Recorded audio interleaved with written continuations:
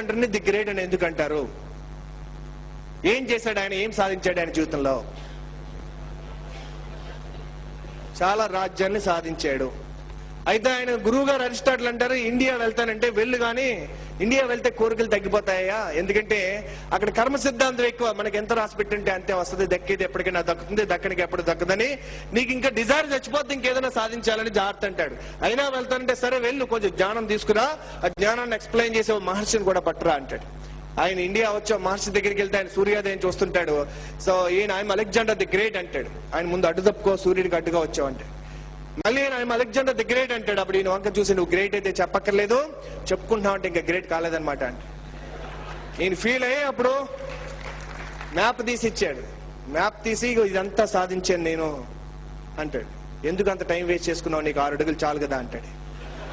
ఎవరు చెప్తే మైండ్ దిమ్మ తిరిగి బ్లాక్ అయిపోతుందో వాళ్ళే మా మహర్షి గారు. సో నిజమే, ఇలా ఎందుకు ఇంత చంపాను ఇలా ఆలోచించుకుంటా ఒక ఎడారిలో వెళ్తుంటే అక్కడ ఒక చోట నీళ్ళు అయిపోయినాయి. ఒక ఆయనకి నీళ్ళు ఎక్కడ దొరుకుతాయంటే పలానా మహర్షి గారి దగ్గర నీళ్లు దొరుకుతాయంటాడు. ఆయన పరిచయం చేసుకుంటే ఆయన పక్కన బాటిల్ నీళ్లు ఉంటే, కొంచెం దాహం వేస్తుంది నీళ్ళు ఇవ్వరా అంటే, మీరు ఎవరైనా అడిగితే చెప్తాడు ఈయన.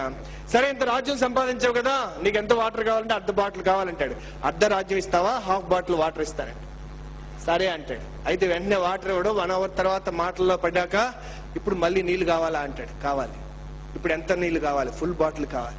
నీ పూర్తి రాజ్యం ఇస్తావా, ఫుల్ బాటిల్ ఇస్తాను అంటే, ఇంకో దారి లేక సరే తీసుకోండి అంటాడు. ఈయనేం చేసుకుంటాడు ఆయన. అప్పుడు ఆ మహర్షి నవ్వుతాడు, you wasted your life for a bottle of water అంటాడు.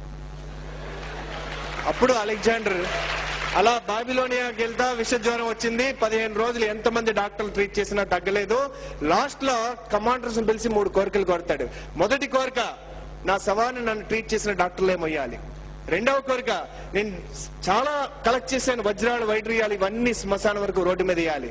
మూడవ కోరిక, నా శవాన్ని శవపెట్టుకలో పెట్టి 2 కన్నాలు పెట్టి చేతులు బయట పెట్టి తీసుకెళ్లాలి. సో అప్పుడు ఒక ఆయన ధైర్యం తెచ్చుకుని, సార్ దీని మీనింగ్ ఏంటి అంటాడు. చూడవయ్యా, ఎంత గొప్ప చక్రవర్తినైనా ఏ డాక్టర్ నన్ను సేవ్ చేయలేకపోయాడు. అందుకే హాస్పిటల్లో టేక్ కేర్ అంటారు. Because nobody will take care of your self by your self. That is the first message is given. Second, డబ్బు వెనకాల పడ్డాను జీవితంలో పొరపాటు. నాకు ఇష్టమైన పని వెనకాల పడాల్సింది, డబ్బు నా వెనకాల పడాల్సింది. ధర్మంతో కూడినటువంటి ధర్మంతో కూడినటువంటి కామ ఈజ్, దానివల్ల ఆటోమేటిక్ గా నాకు మోక్షం లభించేది. కానీ ప్రేమించే తల్లిని ప్రజల్ని వదిలేసి డబ్బు వెనకాల పడ్డాను. తిరిగి వెళ్ళలేనటువంటి ప్లేస్లని జయించాను. Waste not your life, don't change your dreams, do something you love and let everything be after you. మూడవది, ఖాళీగా వచ్చాను, ఇంత సంపాదించినా ఏమీ పట్టుకెళ్ళట్లేదు, ఐఎమ్ గోయింగ్ ఎంప్టీ. ఈ మెసేజ్ ఇచ్చినందుకు అలెగ్జాండర్ ది గ్రేట్ అనొచ్చండి. కానీ ఆ మెసేజ్ ఎప్పుడు ఇచ్చాడండి ఆయన? ఎప్పుడు ఇచ్చాడండి ఆయన? చనిపోయే ముందు ఇవ్వలేదండి. అంత రాజ్యం సాధించాడు కనుక అతను చెప్పాడు కాబట్టి మనం చెప్పుకుంటున్నాం. ఏమి సాధించకపోతే మనం చెప్పుకుంటామా? ఒక బెగ్గర్ కూడా, నేను పోయాక నా శవాన్ని శవపెడుగులో పెట్టండి, 2 కన్నాలు పెట్టండి, ప్రపంచానికి తెలియాలి, ఏం పట్టుకెళ్ళలేదంటే చూసేవాళ్ళు ఏమనుకుంటారు, ఈయన పోయాక కూడా అడుక్కుంటూ వెళ్ళిపోతున్నాడు అంటారు.